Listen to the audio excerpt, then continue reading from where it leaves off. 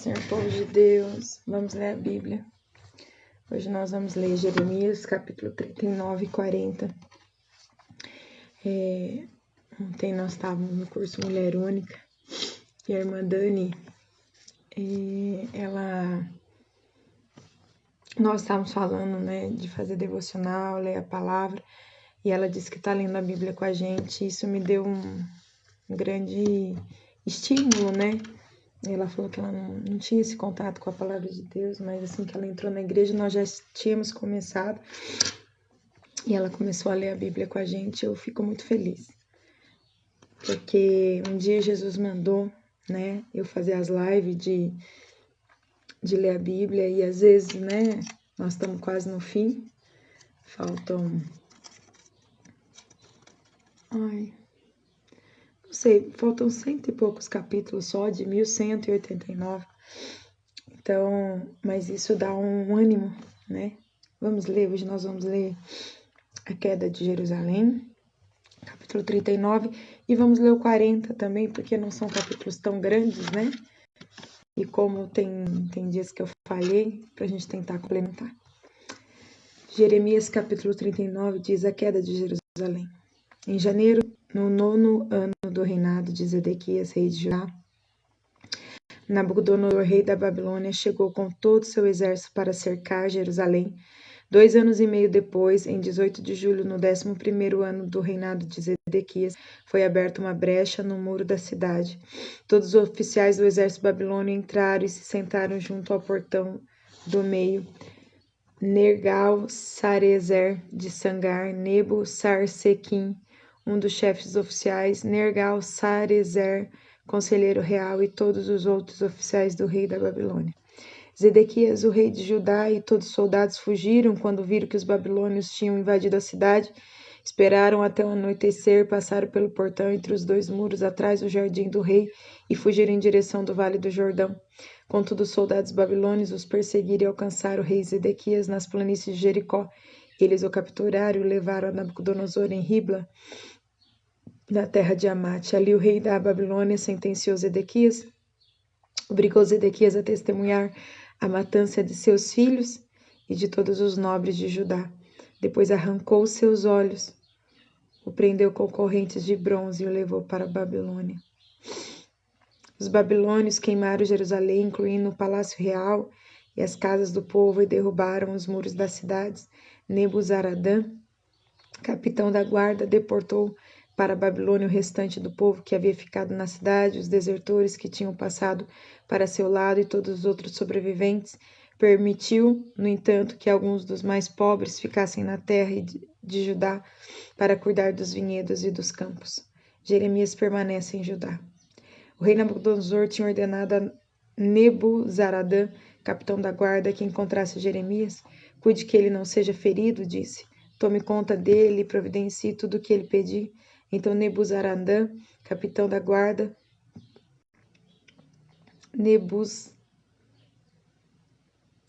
Nebuzazban, um dos chefes dos oficiais, Nergal-Sarezer, conselheiro real, e os outros oficiais do rei da Babilônia mandaram tirar Jeremias da prisão. Entregaram-no aos cuidados de Gedalias, filho de Aicã e neto de Safã, que o levou para sua casa. Jeremias permaneceu em Judá, no meio do seu povo.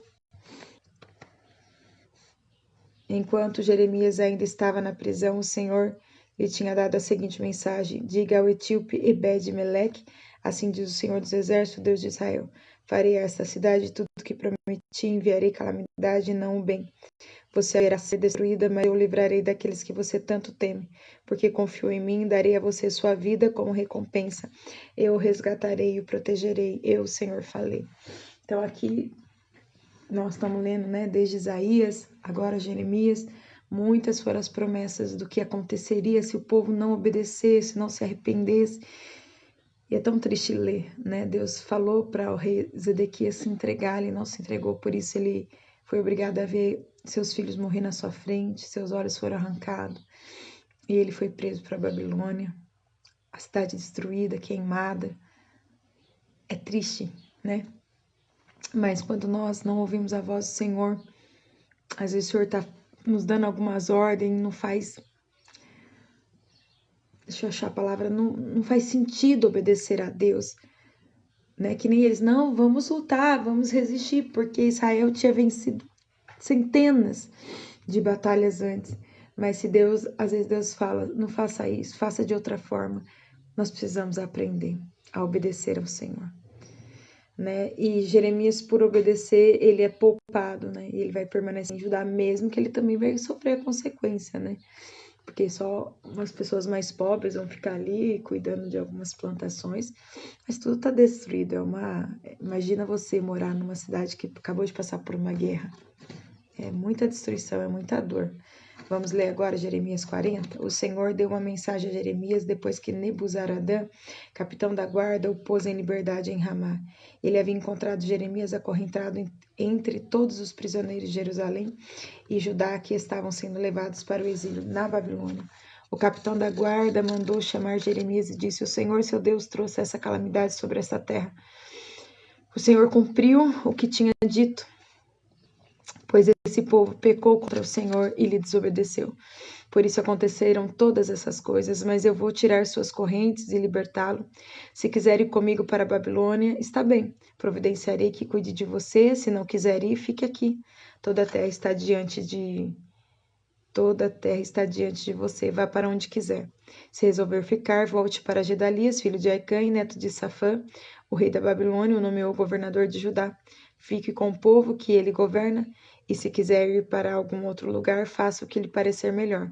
Então Nebuzaradã, capitão da guarda, deu a Jeremias um pouco de alimento e dinheiro e o deixou partir. Jeremias voltou para Gedalias, filho de Aicã, em Mispá, e habitou em Judá com os poucos que haviam ficado na terra.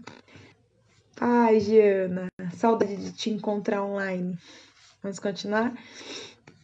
Gedalias governa em Judá. Os comandantes dos grupos de soldados que estavam no interior de Judá, nós estamos no capítulo 40 de Jeremias, versículo 7, vai dizer: Os comandantes dos grupos de soldados que estavam no interior de Judá souberam que o rei da Babilônia havia nomeado Gedalias, filho de Aicã, para governar o povo pobre que tinha ficado em Judá, isto é, os homens, as mulheres e as crianças que não haviam sido enviados para o exílio na Babilônia.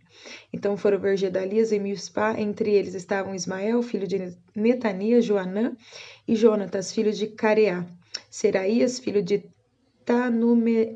Tanumete, e os filhos de Efai, o Netofatita, Jazanias, filho do Maacatita, e todos seus homens. Gedalias jurou a eles que os babilônios não tinham intenção de lhes fazer mal.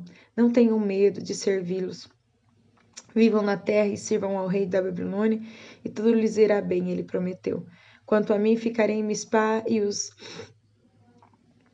representantes diante dos babilônios, e os representarei diante dos babilônios que vierem se encontrar conosco. Estabeleçam-se nas cidades que tomavam e vivam dos frutos da terra. Colham uvas, frutas de verão e azeitonas e armazenem tudo.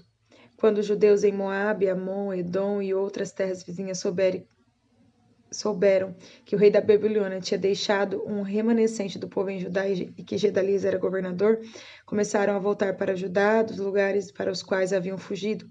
Pararam em Mispá, onde se encontraram com Gedalias, depois seguiram para os campos em Judá e tiveram uma farta colheita de uvas e frutas de verão. Então houve um remanescente, alguns que ficaram, eles levaram, né, os mais jovens, os mais nobres, os mais ricos, né, os soldados babilônios levaram para a Babilônia. Agora aquele povo mais pobre ficou ali para cuidar da lavoura. Gedalias foi posto como governador, né, pelos babilônios, e ele vai ficar ali, né, organizando os poucos que tem ali, né. Agora, conspiração contra Gedalias. Quem é que tem paz nesse mundo, gente? Versículo 13. Algum tempo depois, Joanã, filho de Careá, e os outros comandantes dos soldados que estavam no interior foram até Gedalias em Mispá. E lhes disseram: Você sabia que Baalis, rei de Amon, enviou Ismael, filho de Netanias, para assassiná-lo? Gedalias, porém, não acreditou neles. Mais tarde, Joanã falou com Gedalias em particular e se ofereceu para matar Ismael em segredo. Por que deixar que ele venha e mate você? Joanã perguntou. O que será, então, dos judeus que voltaram? Se isso acontecer, os poucos que restaram ficarão espalhados e perdidos. Gedalias, porém, disse a Joanã: Eu proíbo de fazer isso, pois você está mentindo a respeito de Ismael. Aí a gente vai ver o que vai acontecer no capítulo 41. Gente, é um pouquinho de poder, né? Ficou lá um remanescente, toda a riqueza já tinha ido, mas o homem sempre na sagacidade, né, de querer mais poder. Vamos orar? Abba Pai, é tão triste ver no capítulo 39, no capítulo 40, essa sentença sendo cumprida. O Senhor tinha dito que faria e fez, porque não houve arrependimento. Mas cada um de nós está aqui, que temos ouvido a sua voz, ajuda-nos a te obedecer, a te obedecer, a te obedecer. Nós não queremos viver juízo, nós queremos viver na sua misericórdia, que foi renovada sobre esse dia. Abençoe cada irmão meu, cada irmã minha, abençoe minha casa. Nós precisamos do Senhor e sem ti nada nós podemos fazer. Te agradecemos por tudo, pois teu é o reino, o poder e a glória para sempre. Amém? Deus abençoe você e sua casa, que tudo estiver bem. Amanhã a gente está de volta.